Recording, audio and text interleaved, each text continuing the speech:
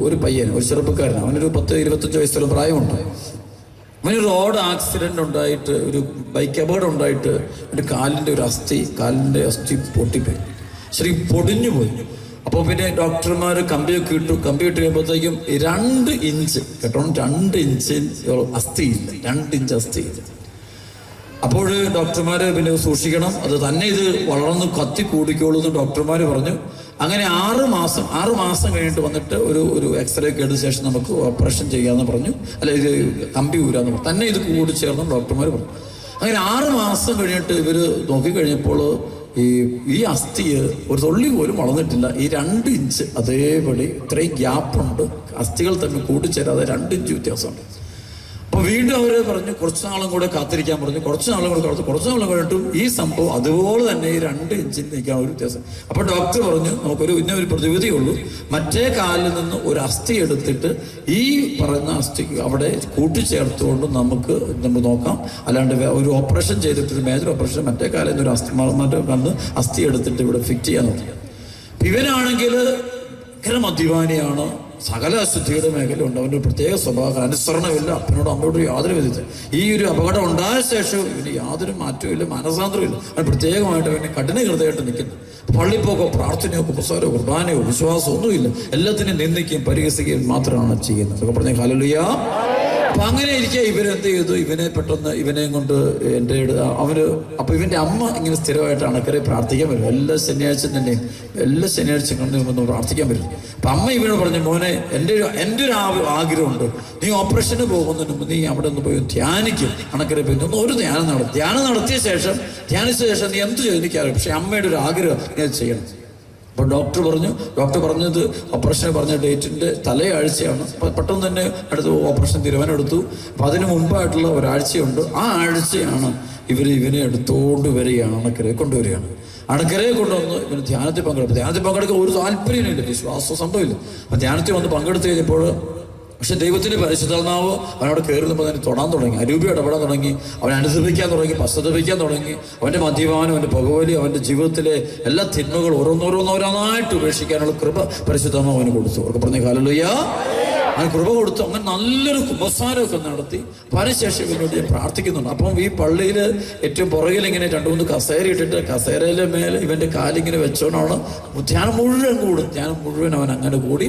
ധ്യാനം കഴിഞ്ഞപ്പോൾ ഇവനെ കൊണ്ടുവന്ന പോലെ തന്നെ എടുത്ത് വണ്ടിയെ കയറ്റിക്കൊണ്ട് ഇവർ പോവുകയും ചെയ്തു. കാരണം ഇവർ അസ്ഥി ഇങ്ങനെ പ്രശ്നമുള്ളതുകൊണ്ട് ഇവർക്ക് ഇവന് നടക്കാൻ പറ്റത്തില്ല. അവർ സൂക്ഷിച്ച് തന്നെ ഇവനെ തിരിച്ച് വീട്ടിൽ കൊണ്ടുപോയി.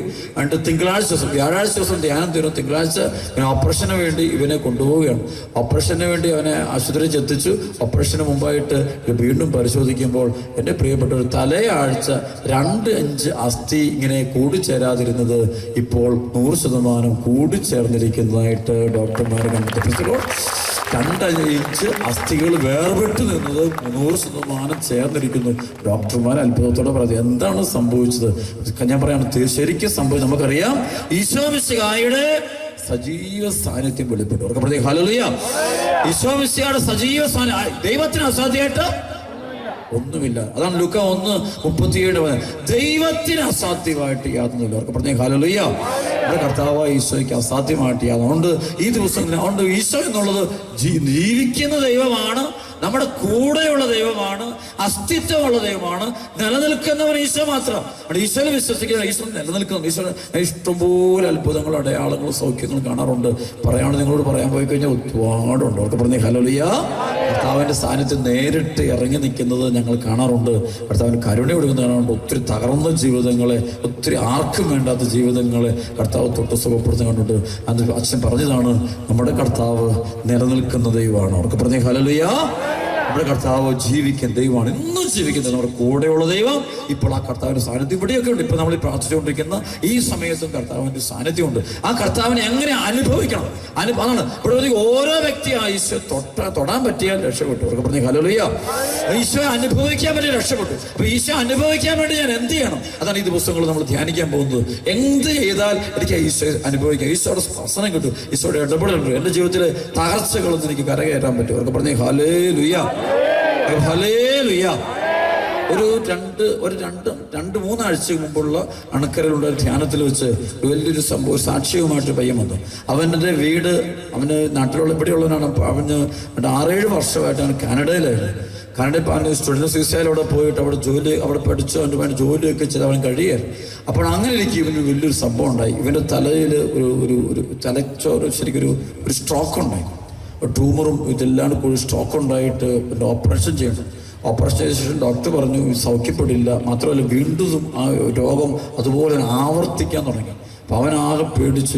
അപ്പം ഇവനാണ് അവനെ പറഞ്ഞിട്ട് അവനെനിക്ക് സാക്ഷി എഴുതാതെ പറയാം, ഞാനൊരു നിരീശ്വരവാദിയായിരുന്നു, നല്ല വിദ്യാഭ്യാസമുള്ള കൊച്ച, ഞാനൊരു ദൈവം എന്നൊരാളില്ല, ഈശോ നുണയായിട്ട് വെറും പച്ച കള്ളമായി പറയുന്നു, അല്ലാണ്ട് ഇതിനകത്തൊന്നും സംഭവമൊന്നുമില്ല, എങ്ങനെ സംഭവം വെറുതെ നുണയാ വിശ്വസിച്ചു. അപ്പം അങ്ങനെയൊക്കെ ഇവനോട് ആരോ പറഞ്ഞു, നമ്മുടെ ഈ അണക്കര ശുശ്രൂഷയുടെ ഒരു വീഡിയോ ഈ യൂട്യൂബിൽ ഇങ്ങനെ കിട്ടാറുണ്ട്, കമ്പ്യൂട്ടറിൽ കിട്ടാറുണ്ട്, ഇൻ്റർനെറ്റ്. അപ്പോൾ അവൻ എന്ത് ചെയ്തു, അവൻ പറയാണ് ഞാൻ അത് അപ്പോൾ പറഞ്ഞു നീ ഇത് നീ ഇത് കണ്ട് പ്രാർത്ഥിക്കാൻ പറഞ്ഞു. അപ്പോൾ അവൻ ആശുപത്രി കിടക്കയിൽ കിടക്കുന്ന സമയത്താണ് അപ്പോൾ ഇവനോട് ഇത് കേട്ട് പ്രാർത്ഥിക്കണം. അപ്പം പറഞ്ഞുകൊണ്ട് 35 മിനിറ്റ് ഉള്ള അച്ഛൻ്റെ ഒരു വീഡിയോ ഞാൻ കണ്ടുകൊണ്ട് ഞാൻ ഇവിടുന്ന് പ്രാർത്ഥിച്ചു, ശരിക്കും ഞാൻ കിടന്ന് കരഞ്ഞു. അപ്പോൾ ഡോക്ടർമാർ പറഞ്ഞു ഇതിൻ്റെ പ്രതിവിധിയൊന്നും ഇല്ലായിരിക്കാം. അപ്പോൾ ഇങ്ങനെ ഇത് വെച്ചുകൊണ്ട് ഹോസ്പിറ്റലിൽ കിടക്കേ കിടന്നുകൊണ്ട് ഇത് സംഭവങ്ങൾ കണ്ടുകൊണ്ട് അത് ചേർന്ന് അവൻ പ്രാർത്ഥിച്ചു. ശ്രമത്തിൽ ഹല്ലേലൂയ.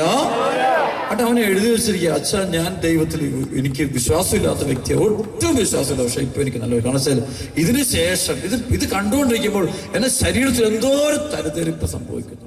എന്താന്ന് എനിക്കില്ല, എന്റെ ശരീരത്തിൽ എന്തോ ഒരു സംഭവം എനിക്ക് എന്തെന്ന് മനസ്സിലാകുന്നില്ല. അതിനുശേഷം ഡോക്ടർമാർ നടത്തുന്ന പരിശോധന തുടങ്ങുമ്പോൾ അവൻ പറയാണ് മുഴുവൻ തന്നെ എനിക്ക് അനുഗ്രഹമായത്. അവർക്ക് പറഞ്ഞ ഹല്ലേലൂയ. പരിപൂർണമായിട്ടും അവൻ സൗഖ്യപ്പെട്ടു. അവർക്ക് പറഞ്ഞ ഹല്ലേലൂയ.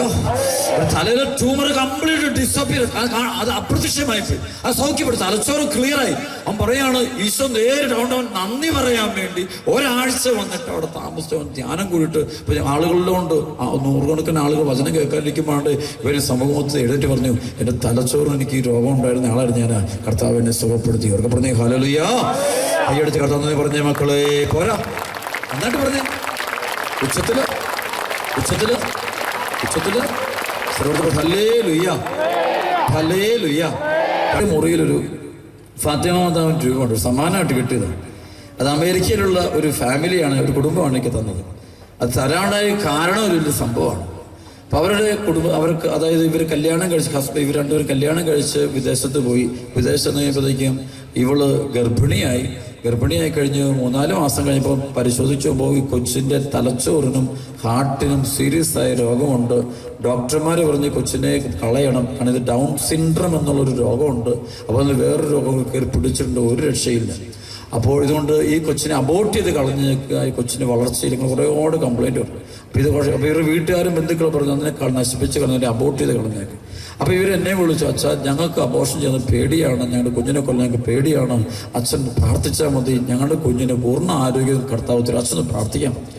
അപ്പം ഞാൻ ഫോണിൽ കൂടെ ഈശോയുടെ നാമത്തിൽ, യേശുക്രിസ്തുവിന്റെ നാമത്തിൽ കൽപ്പിക്കുന്നു, ഇവളുടെ ഉദരത്തിൽ കഴിയുന്ന കുഞ്ഞിനുള്ള രോഗം, തലച്ചോറിൻ്റെ രോഗം, ഹാർട്ടിനുള്ള രോഗം, ഡൗൺ സിൻഡ്രോം രോഗം, ഡോക്ടർമാരുടെ പറഞ്ഞിരിക്കുന്ന രോഗം കർത്താവ് യേശുവിന്റെ നാമത്തിൽ ബന്ധിക്കുന്നു, ബഹിഷ്കരിക്കുന്നു. Praise the Lord.